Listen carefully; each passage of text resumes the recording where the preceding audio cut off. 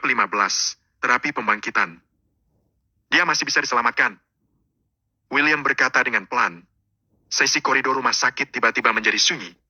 Yunus menjadi orang yang paling bersemangat. Lalu, dia bertanya. Dokter Hank, apakah itu benar? William mengangguk. Aku bisa menyembuhkannya. Tidak mungkin. Harper berteriak dengan marah.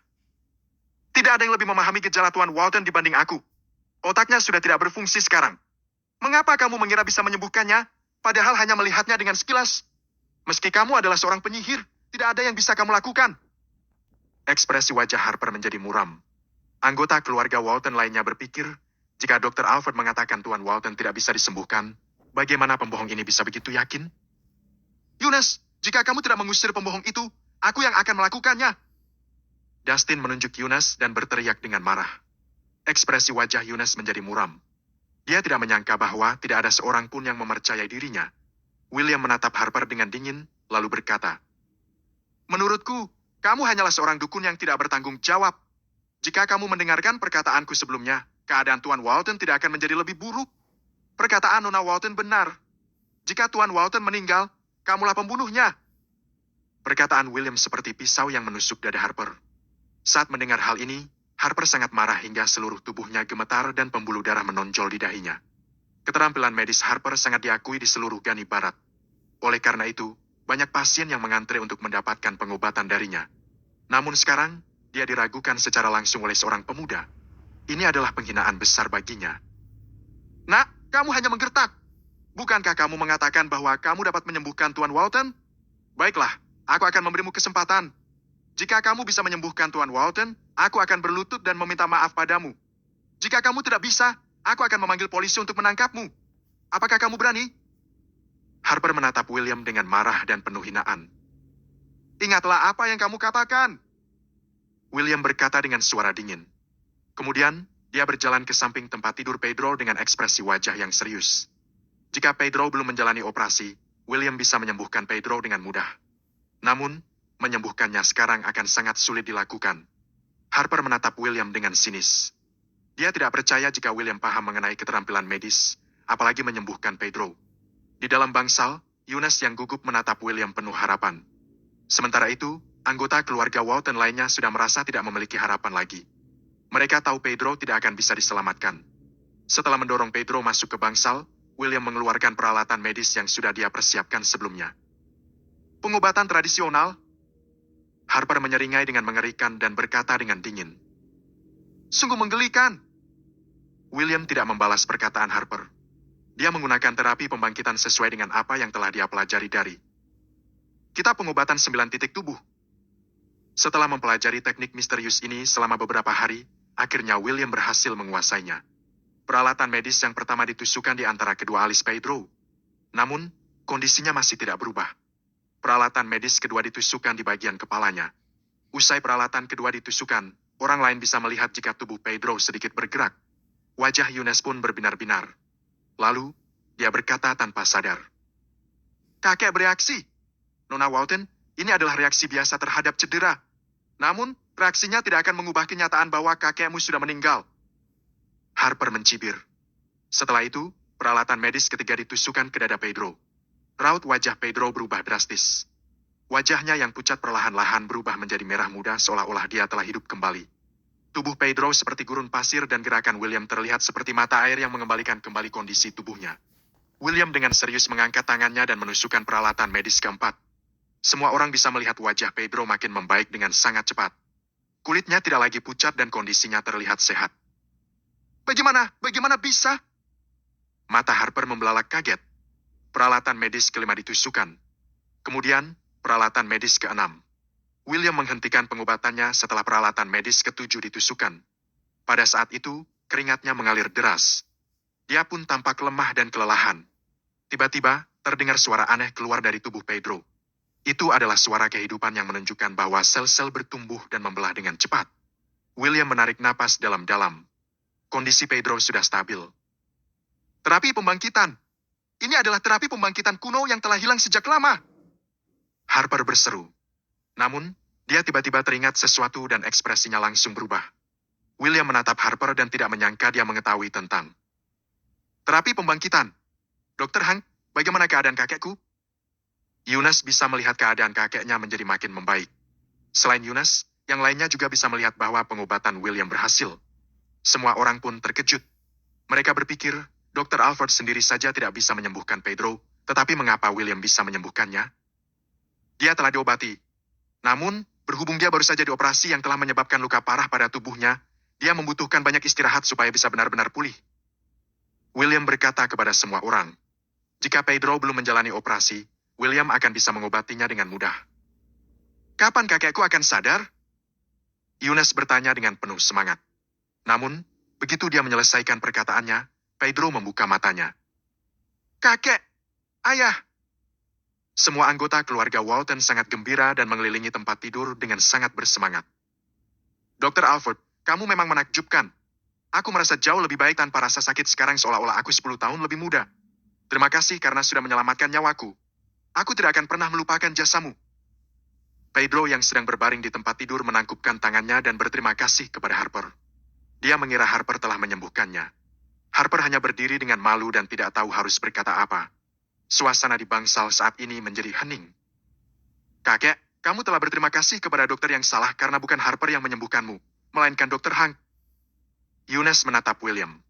Pedro tercengang dan mengerutkan keningnya. Seingatku Dr. Alford yang mengoperasiku. Apa hubungannya dengan William? Ayah, penyakitmu memang disembuhkan oleh pemuda ini. Oma juga tampak sedikit malu, apalagi dia baru saja menyebut William pembohong. Namun, orang yang dia sebut-sebut sebagai pembohong malah menyembuhkan dan menghidupkan kembali ayahnya. Apa yang terjadi? Pedro menatap William dengan bingung. Kemudian, pandangannya beralih pada Harper. William tampak tenang. Dia tidak merendahkan ataupun bersikap sombong. Sementara itu, Harper berkeringat dengan deras dan terlihat begitu gugup. Itu karena barusan dia hampir membunuh Pedro. Jika Pedro mati, kematiannya akan lebih baik bagi Harper karena dia bisa menyebutnya. Kematian yang tidak terhindarkan. Namun, Pedro kini telah membaik berkat pengobatan William. Apa artinya? Artinya adalah Harper hanya seorang yang sombong dan tidak bisa diandalkan. Bab 16, masa lalu. Pada saat itu, Yunus melangkah maju. Apa kakek ingat apa yang dikatakan Tuan Hank kepadamu sebelum dia meninggalkan bangsal? Tanyanya pada Pedro. Aku ingat. Memangnya kenapa? Pedro menunjukkan ekspresi bingung. William mengatakan bahwa dia akan mati begitu Harper mengoperasinya. Ketika dia mendengar hal itu, dalam hati dia merasa sangat tidak senang. Dia berpikir William sedang menyumpahinya. Setelah kakek dibawa ke ruang operasi, Harper memberitahu kami bahwa operasinya gagal. Dia segera memberitahu kami agar menemuimu untuk terakhir kalinya. Yunus memandang Harper dengan dingin. Apa? Ekspresi Pedro berubah drastis. Bagaimana mungkin operasinya gagal? Apakah itu benar? Apakah dia barusan hampir mati? Bukankah dia baik-baik saja sekarang? Apa yang terjadi setelah itu? Dia menatap cucunya sambil terengah-engah dan tampak sangat gugup. Setelah itu, Tuan Hank berkata bahwa dia bisa menyembuhkanmu. Kemudian, Harper ingin menghentikan William mengobatimu. Pada akhirnya, jika Tuan Hank tidak memaksa, kakek mungkin terbunuh oleh Harper. Saat teringat apa yang terjadi sebelumnya, Yunus masih merasa ketakutan. Setelah mendengar kata-kata Yunus, Pedro terlihat kesal. Bagaimanapun, kata-kata sederhana tersebut membuat jantungnya melompat ketakutan. Dia sangat ketakutan. Situasinya sangat berbahaya. Menurut Yunus, dia mungkin sudah terbaring di kamar mayat sekarang, jika bukan berkat William. Dia berusaha untuk bangkit dari tempat tidur sambil memelototi Harper dengan tatapan dingin dan penuh kebencian. Wajah Harper memucat, dia menundukkan kepalanya karena malu. Dia sangat gugup sekarang, takut Pedro akan menyalahkannya. Lagi pula, Pedro hampir mati karena dirinya. Kemudian, Pedro berjalan beberapa langkah ke hadapan William. Di depan semua orang, dia membungkuk dalam-dalam kepada William. Terima kasih telah menyelamatkan hidupku, Tuan Hank. Aku tidak mempercayaimu sebelumnya. Sekarang, aku benar-benar malu. Aku minta maaf karena telah bodoh dan hampir menyebabkan bencana. Ekspresi William sedikit berubah, kemudian dia berkata dengan lembut. Nona Walton telah sangat membantuku. Aku menyelamatkanmu karena dia. Kamu tidak perlu melakukan ini. Pedro berdiri. Dia tanpa sadar melirik cucunya. Dia tahu bahwa jika bukan karena Yunus, William tidak akan mengobatinya karena telah dipermalukan. Kemudian, William memandang Harper dan berkata dengan dingin. Dr. Alford, apakah kamu melupakan sesuatu? Kata-kata William membuat ekspresi Harper langsung berubah menjadi lebih muram. Dia tahu bahwa William membicarakan tentang berlutut. Namun, dia tidak bisa berlutut dan meminta maaf kepada seorang junior. Saat ini, Pedro menatap Harper dengan tatapan dingin, ekspresinya sangat tidak ramah. Harper gemetar ketakutan. Dia dengan cepat berlutut di hadapan William dan membungkuk 3 kali. Dia tahu jika dia tidak melakukan itu, keluarga Walton tidak akan pernah membiarkannya tenang. Kamu akan segera pulih. Selamat tinggal. William menganggukkan kepalanya sekilas, berbalik, dan hendak pergi. Tuan Hank, tunggu sebentar. Kamu menyelamatkan hidupku, sedangkan aku belum membayarmu. Ada 230 miliar rupiah di rekening ini. Terimalah. Pedro berkata dengan terburu-buru. Tidak perlu. Meskipun William miskin, dia tidak mau menerima uang itu. Sebaliknya, dia tahu bagaimana membalas budi. Jika bukan karena Eunice, dia tidak akan pernah mengobati Pedro. Setelah menolak, William keluar dari bangsal. Pedro adalah orang yang cerdas. Dia tahu bahwa tindakannya telah menyebabkan William tidak senang. Eunice, cepat kejar Tuan Hank. Kamu harus berterima kasih padanya dengan baik. Pedro mengatakannya dengan cepat. Eunice mengangguk lalu mengikuti William keluar dari bangsal. William keluar dari rumah sakit. Eunice mengikuti dari belakang dan segera menyusulnya. Nona Walton, penyakit kakekmu sudah sembuh? Apakah ada hal lain? William bertanya. Tuan Hank, kamu bisa memanggilku Eunice. Eunice tersenyum dan berjalan berdampingan dengan William. Baiklah, Eunice. William memanggil namanya sambil tersenyum. Omong-omong, terima kasih telah menyelamatkan kakekku hari ini. Kakekku baru saja memintaku untuk berterima kasih padamu dengan baik. Sebelum Eunice bisa menyelesaikan kata-katanya, William mengibaskan tangannya dan berkata, Tidak perlu. Kamu telah banyak membantuku, bukan? Kita impas sekarang. Eunice sedikit cemberut. Tuan Hank, keluargaku pernah menyakitimu sebelumnya. Atas nama mereka, aku minta maaf kepadamu. Kata Eunice dengan agak kesal. Kamu tidak perlu melakukannya. Aku tidak peduli apa yang orang lain pikirkan tentangku. Aku tahu bahwa kamu percaya padaku. Itu sudah cukup. Meskipun William terlihat sedikit tertekan, dia tidak semarah yang Eunice bayangkan. Mendengar kata-kata William, Eunice merasa senang. Dia sangat terharu. William menolak 230 miliar rupiah. Itu berarti William menganggap bantuannya lebih penting dibandingkan uang. Tuan Hank, apakah kamu akan pulang? Aku akan mengantarmu. Lagi pula kita memang sedang dalam perjalanan. Eunice berkata. Baiklah. William mengangguk. William menumpang mobil Ferrari Eunice dengan duduk di kursi penumpang depan. Mereka kembali ke Taman Tubir Bengawan. Tuan Hank, kamu tinggal di daerah mana? Tanya Eunice. Aku tinggal di zona nomor pertama. Parkir saja di sini. William menunjuk ke arah depan. Eunice memarkir mobilnya. Mereka pun berjalan keluar dari dalam mobil. Terima kasih sudah mengantarku pulang. Sampai jumpa.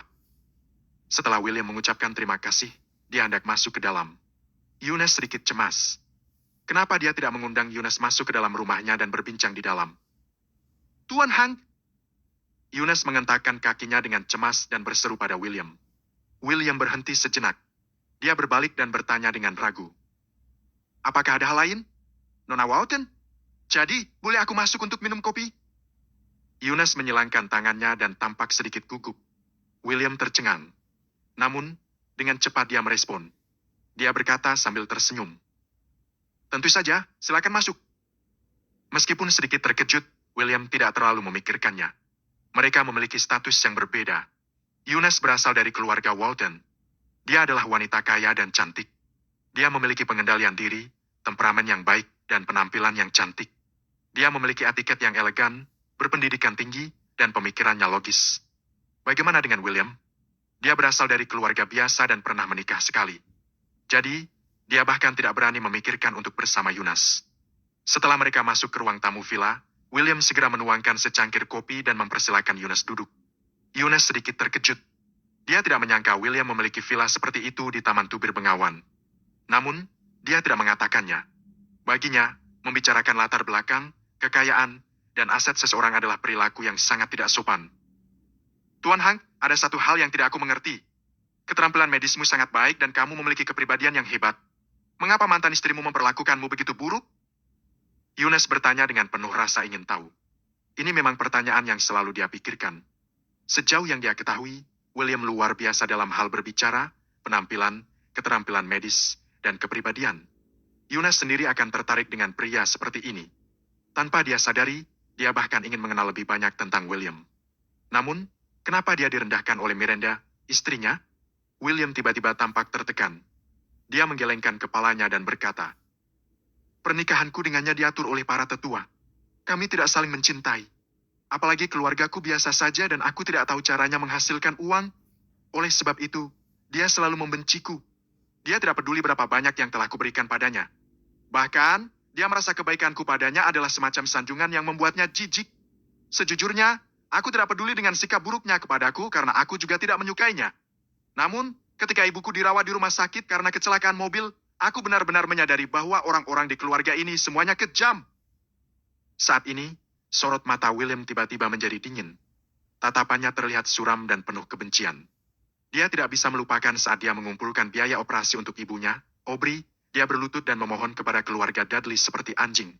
Apa yang dia dapatkan hanyalah penghinaan. Dia tidak bisa melupakan saat Miranda berdiri di hadapannya sambil menggendong Stephen. Miranda memarahinya karena tidak berguna, sampah, dan hanya pemain cadangan. Dia menyadari bahwa keluarga ini tidak memiliki kebajikan sama sekali. William mengatakannya dengan tenang, tetapi Yunus bisa melihat kemarahan yang besar di tatapannya yang berapi-api. Kesulitan apa yang telah dia alami? Bab 17, aku adalah pacarnya. Yunus tanpa sadar jadi merasa kasihan padanya. Dia tidak menyangka bahwa William telah menghadapi berbagai kesulitan. William sangat luar biasa, tetapi dia malah bertemu Miranda, wanita yang tidak tahu malu. Meskipun Yunus adalah seorang wanita, dia tidak mampu menahan amarah setelah mendengar ini. "Tuan Hank, jika kamu mau, aku akan meminta kakekku untuk menekan keluarga Dudley sekarang juga. Keluarga Dudley akan menderita." Yunus berkata pada William, "Keluarga Walton bisa menghancurkan keluarga Dudley yang kecil dengan mudah." William menggelengkan kepalanya dan berkata dengan suara yang dalam, "Tidak perlu. Aku harus membalas dendam sendiri. Mereka harus membayar atas apa yang mereka lakukan." Dia mengerti bahwa dia sebaiknya tidak berutang terlalu banyak kepada orang lain. Yunus sudah cukup membantunya. Jadi, dia tidak ingin merepotkannya lagi. Yunus mengangguk. "Baiklah, Tuan Hank. Jika kamu butuh bantuan, katakan saja padaku. Selama kami mampu, kami akan membantumu." "Baik, terima kasih." William tersenyum dan mengangguk. Yunus melirik jam dan menyadari kalau ini sudah larut. Dia berdiri dan tersenyum. "Tuan Hank, ini sudah larut. Aku harus pergi. Aku akan mengantarmu keluar." William berkata dengan cepat. Yunus mengangguk sekilas. Mereka keluar dari villa. Mereka berjalan di sepanjang jalan kecil di hutan yang gelap. Tiba-tiba, Yunus berhenti dan menunjuk sebuah villa bergaya gotik di depannya. "Tuan Hank, itu rumahku. Kalau ada waktu, kamu bisa datang dan bertamu." Yunus tersenyum pada William. Senyum itu membuatnya terlihat manis. Kemudian, dengan bersemangat Yunus berjalan menuju rumahnya. Melihat punggung Yunus, William tidak dapat menahan kekagumannya. Kemudian, dia tersenyum pahit dan menggelengkan kepalanya dengan sedih. "William, apa yang kamu pikirkan? Nona Walton tidak akan pernah bisa bersama denganmu." William berucap dalam hati.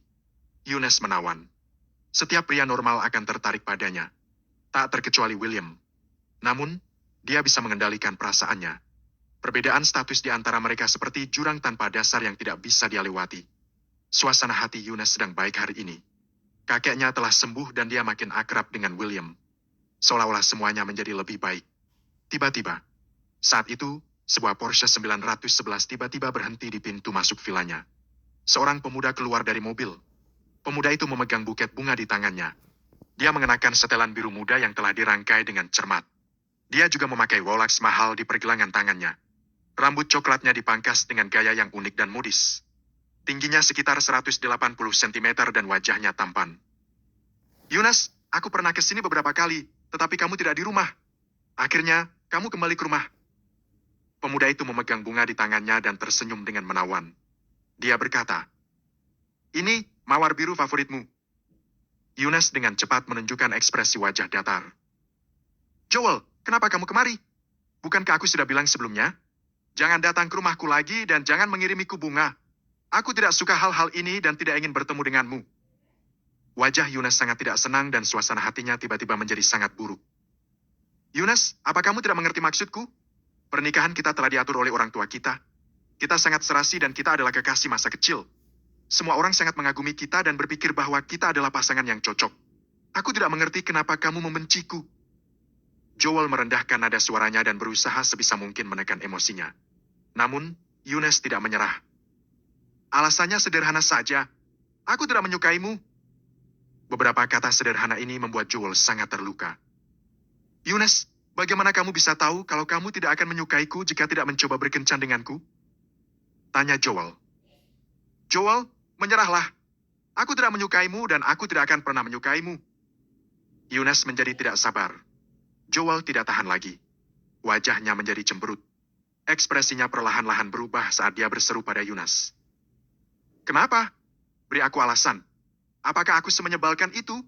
Aku hanya tidak menyukaimu. Tidak ada alasan lain. Eunice berkata dengan suara rendah. Kamu tidak pernah jatuh cinta pada siapapun. Bagaimana kamu tahu kalau kamu tidak akan pernah menyukaiku nantinya? Teriak Joel dengan perasaan tidak rela.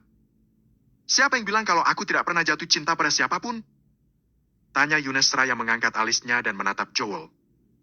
Apa? Memangnya dia siapa? Tatapan matanya dipenuhi amarah. Eunice mengerutkan kening. Dia mengatakan ini untuk membuat Joel menyerah. Dia tidak menyangka kalau hal ini akan mengganggunya. Apa hubungannya denganmu? Kenapa aku harus memberitahumu?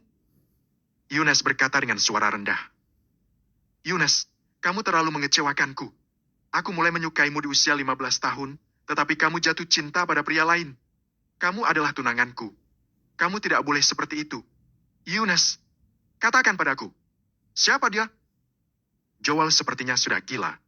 Dia meraih pundak Eunice dan mengguncangnya dengan keras. Wajah Eunice berubah menjadi pucat karena kesakitan. Dia berteriak, Joel, kamu gila? Lepaskan aku. Lepaskan aku. Kemarahan di tatapan Joel tidak berkurang sedikit pun. Siapa dia? Katakan padaku, siapa orang itu? Dia mengamuk. Baru saja dia menyelesaikan kalimatnya, tiba-tiba dia merasakan seseorang menepuk punggungnya. Tanpa sadar, dia berbalik. Dia melihat seorang pria asing. Itu adalah William. Sebagai seorang pria, bisakah kamu lebih sopan? William menatap Joel dengan tatapan suram dan berbicara dengan suara rendah. Itu bukan urusanmu. Kamu pikir kamu siapa? Beraninya kamu ikut campur urusanku? Joel mengatakannya dengan marah sambil mengepalkan tinjunya. Aku pacar Eunice. William mengucapkan setiap kata dengan jelas dan tenang. Mendengar perkataannya, Eunice dan Joel tercengang. Joel merasa seperti disambar petir. Dia berdiri mematung di sana, tidak bisa bereaksi untuk waktu yang lama. Eunice juga sama terkejutnya. Dia tidak menyangka William akan mengatakan itu. Untuk sesaat, dia merasakan jantungnya berdetak sangat cepat. Dia tersipu, tak mampu menahan malu. Kamu, apa yang kamu katakan? Joel pikir dia salah dengar. Dia menatap William dengan penuh amarah. Suasananya penuh dengan ketegangan. Aku pacar Eunice. Setelah William selesai berbicara, dia tersenyum mengejek. Dia menambahkan. Mulai sekarang, jauhi dia atau aku akan memberimu pelajaran. Bab 18.